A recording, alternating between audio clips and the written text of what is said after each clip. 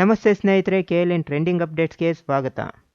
ನಾನು ಪಕ್ಷಕ್ಕೆ shock treatment ಕೊಟ್ಟಿದ್ದು ಅಷ್ಟೇ ಅಂತ ಇತ್ತೀಚೆಗಷ್ಟೇ ಮಾಜಿ ಸಚಿವ ಶಿವಶಂಕರ್ ರೆಡ್ಡಿ ಅವರು ಹೇಳಿಕೆಯೊಂದನ್ನು ಕೊಟ್ಟಿದ್ದರು. ಏನಿದರ ಮರ್ಮ? ಪಕ್ಷೇತರರ ನಡುವೆ ಪಕ್ಷನಿಷ್ಠರನ್ನು ಕಾಂಗ್ರೆಸ್ ಪಕ್ಷ ಮೂಲೆಗುಂಪು ಮಾಡ್ತಿದೆಯಾ?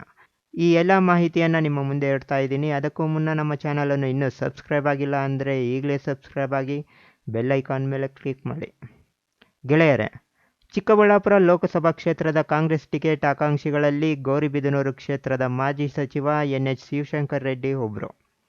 ಇವರು ಬಿಜೆಪಿ ಸೇರ್ತಾರೆ ಅನ್ನೋ ವದಂತಿ ಹಬ್ಬಿದ ತಕ್ಷಣ CM, DCM ಮತ್ತು ಉಸ್ತುವಾರಿ ಸಚಿವರು ಅವರ ಜೊತೆ ಮಾತುಕತೆ ನಡೆಸಿದರು. ಈ ವೇಳೆ ಶಿವಶಂಕರ್ ರೆಡ್ಡಿಯವರು ಗೌರಿಬಿದನೂರಿನಲ್ಲಿ ನಡೆಯುತ್ತಿರುವ ಬೆಳವಣಿಗೆಗಳ ಬಗ್ಗೆ ಆಕ್ರೋಶ ವ್ಯಕ್ತಪಡಿಸಿದ್ದಾರೆ ಅಂತ ಮೂಲಗಳು ತಿಳಿಸಿವೆ. ತಮ್ಮನ್ನು ಪಕ್ಷದಲ್ಲಿ ನಿರ್ಲಕ್ಷ್ಯ ಮಾಡಲಾಗ್ತಿದೆ ಅನ್ನೋ ಭಾವನೆಯಿಂದ ಶಿವಶಂಕರ್ ರೆಡ್ಡಿಯವರು ಮಾತಾಡ್ತಿದ್ದಾರೆ. ಪಕ್ಷೇತರ ಶಾಸಕರು ಕಾಂಗ್ರೆಸ್ ಸೇರಿ ರಾಜಕಾರಣ ಮಾಡಲು ಮುಂದಾದರೆ ಸ್ಥಳೀಯವಾಗಿ ಪ್ರಬಲವಾಗಿರುವ ಕೈ ನಾಯಕ ಮೂಲೆಗುಂಪಾಗ್ತಾರೆ. ಇದಕ್ಕೆ ಜಿಲ್ಲೆಯಲ್ಲಿನ ಬಾಗೇಪಲ್ಲಿ ಕ್ಷೇತ್ರದ ರಾಜಕೀಯ ಇತಿಹಾಸವೇ ದೊಡ್ಡ ನಿದರ್ಶನ ಅಂತಾನೆ ಹೇಳ್ಬೋದು. ಶಿವಶಂಕರ್ ರೆಡ್ಡಿಯವರಿಗೆ ಇದರ ಅರಿವು ಸಹ ಇದೆ. ಈ ಕಾರಣದಿಂದ ಅವರು ಪಕ್ಷದ ನಾಯಕರ ವಿರುದ್ಧ ಗುಟುರು ಹಾಕ್ತಿದ್ದಾರೆ. ಪಕ್ಷೇತರ ಶಾಸಕ KH ಪುಟ್ಟಸ್ವಾಮಿಗೌಡ ಅವರು ಈಗಾಗಲೇ ಕಾಂಗ್ರೆಸ್ಗೆ ಬೆಂಬಲ ನೀಡಿದ್ದಾರೆ. ಪಕ್ಷದ ರಾಜ್ಯ ನಾಯಕರಿಗೂ ಹತ್ತಿರವಾಗ್ತಿದ್ದಾರೆ. ದಿನೇ ದಿನೇ ಪಕ್ಷದಲ್ಲಿ ಅವರ ಕುಟುಂಬದ ಪ್ರಭಾವ ಹೆಚ್ಚಾಗ್ತಿದೆ.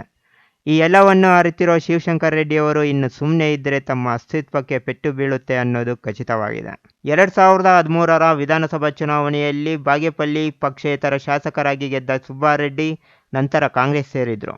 ಸುಬ್ಬಾರೆಡ್ಡಿಯವರ ಕಾಂಗ್ರೆಸ್ ಸೇರ್ಪಡೆ 2 ಬಾರಿ ಶಾಸಕರಾಗಿದ್ದ N ಸಂಪಂಗಿ ಅವರ ರಾಜಕೀಯ ಅಸ್ತಿತ್ವಕ್ಕೆ ಪೆಟ್ಟು ಕೊಡ್ತು. 2018, 2023ರಲ್ಲಿ ಕೈ ಟಿಕೆಟ್ ಸುಬ್ಬಾರೆಡ್ಡಿಯವರ ಪಾಲಾಯಿತು. ಸಂಪಂಗಿ ಸ್ಪರ್ಧೆಯ ಕಣದಿಂದ ದೂರವಾದರು. ಸಂಪಂಗಿ ಅವರು ಮೊದಲ ಬಾರಿಗೆ ಪಕ್ಷೇತರರಾಗಿ ಶಾಸಕರಾದವರು.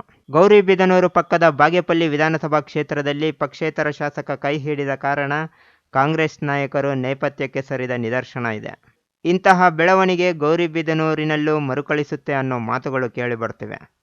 ಶಿವಶಂಕರ್ ರೆಡ್ಡಿ ಅವರು ಮೊದಲ ಬಾರಿಗೆ ಪಕ್ಷೇತರರಾಗಿಯೇ ಶಾಸಕರಾದರು. ನಂತರ ಕಾಂಗ್ರೆಸ್ ಸೇರಿದರು. ಕೈ ಚಿಹ್ನೆಯಲ್ಲಿ 4 ಬಾರಿ ಗೆಲುವು ಸಾಧಿಸಿದರು. ಈಗ ಪಕ್ಷೇತರರೇ ಆದ ಪುಟ್ಟಸ್ವಾಮಿಗೌಡ ಮೂಲತಃ ಉದ್ಯಮಿ.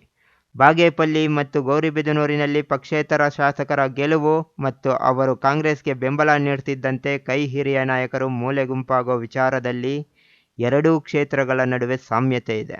ಇತ್ತ ಪಕ್ಷೇತರ ಶಾಸಕ ಪುಟ್ಟಸ್ವಾಮಿಗೌಡ ಅವರ ಕುಟುಂಬ ಕಾಂಗ್ರೆಸ್ನಲ್ಲಿ ಪ್ರಬಲವಾಗ್ತಿದೆ. ಅವರ ಅಳಿಯ ಹೊಸಕೋಟೆ ಶಾಸಕ ಶರತ್ ಬಚ್ಚೇಗೌಡ ಕಿಯೋನಿಕ್ಸ್ ಅಧ್ಯಕ್ಷರಾಗಿದ್ದಾರೆ. ಈಗ ಸಹೋದರ ಸ್ಟಾರ್ ಚಂದ್ರು ಅವರಿಗೆ ಕಾಂಗ್ರೆಸ್ ಪಕ್ಷ ಮಂಡ್ಯ ಲೋಕಸಭಾ ಟಿಕೆಟ್ ನೀಡಿದೆ.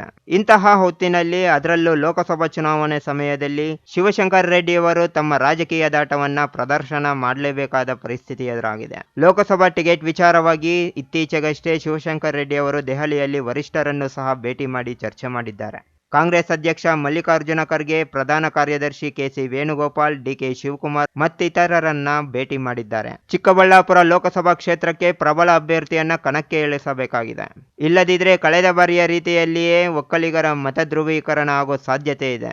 ಕಾಂಗ್ರೆಸ್ ಒಕ್ಕಲಿಗರಿಗೆ ಟಿಕೆಟ್ ನೀಡಿದರೆ ಅನುಕೂಲ ಅಂತ ತಿಳಿಸಿದ್ದಾರೆ ಅಂತ ಮೂಲಗಳು ಹೇಳ್ತಿವೆ. ವರಿಷ್ಠರು ಸಹ ಮತ್ತೊಮ್ಮೆ ಪರಿಶೀಲಿಸುತ್ತೇವೆ ಅಂತ ಹೇಳಿದ್ದಾರಂತೆ. ಇದರಿಂದ ಚಿಕ್ಕಬಳ್ಳಾಪುರ ಲೋಕಸಭಾ ಕ್ಷೇತ್ರದ ಕಾಂಗ್ರೆಸ್ ಟಿಕೆಟ್ ಇನ್ನೂ ಕಗ್ಗಂಟಾಗಿಯೇ ಉಳಿದಿದೆ ಅಂತ ತಿಳಿದು ಬರ್ತಿದೆ. ನೋಡಿದ್ರಲ್ಲ ಸ್ನೇಹಿತರೆ, ಈ ಮಾಹಿತಿ ನಿಮ್ಗೆ ಇಷ್ಟವಾಗಿದೆ ಅಂತ ತಿಳ್ಕೊತೀನಿ. ವಿಡಿಯೋಗೆ ಒಂದು ಲೈಕ್ ಕೊಡಿ, ಕಾಮೆಂಟ್ ಮೂಲಕ ನಿಮ್ಮ ಅನಿಸಿಕೆ ತಿಳಿಸಿ. ಮತ್ತೊಂದು ಟ್ರೆಂಡಿಂಗ್ ಅಪ್ಡೇಟ್ ನೊಂದಿಗೆ ನಿಮ್ಮ ಮುಂದೆ ಬರ್ತೀನಿ. ಜೈ ಹಿಂದ್, ಜೈ ಕರ್ನಾಟಕ ಮಾತೆ.